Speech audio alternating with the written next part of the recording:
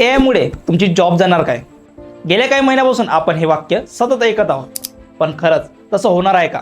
आज आपण AI आणि फ्युचर जॉब अगदी साध्या सोप्या भाषेत समजून घेणार आहोत. सर्वात आधी समजून घेऊया की AI म्हणजे एखादा रोबोट येऊन तुमची नोकरी हिसकावून घेणार नाही.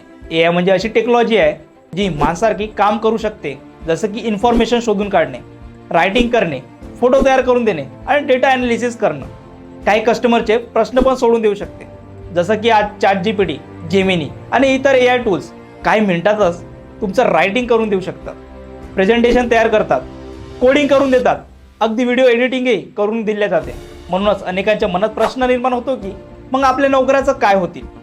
जर इंटरनॅशनल लेवलवर बघितलं तर एक्सपर्टच्या मते AI मुळे काही नोकऱ्यावर नक्कीच परिणाम होऊ शकतात, विशेषतः ज्या नोकऱ्यामध्ये एकाच प्रकारचं वारंवार काम केलं जातं.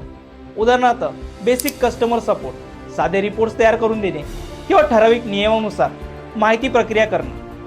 अशी कामं AI अधिक वेगाने आणि कमी खर्चात करू शकते.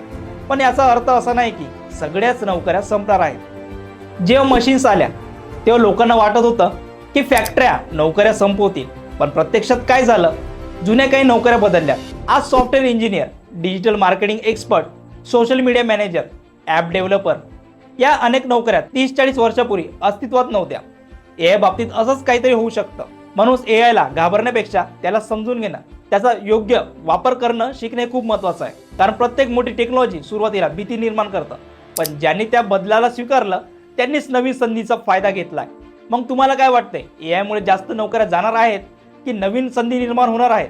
तुमचं मत कमेंटमध्ये नक्की सांगा आणि अशाच इन्फॉर्मेटिव्ह व्हिडिओसाठी महाराष्ट्र चॅनलला फॉलो करायला विसरू नका.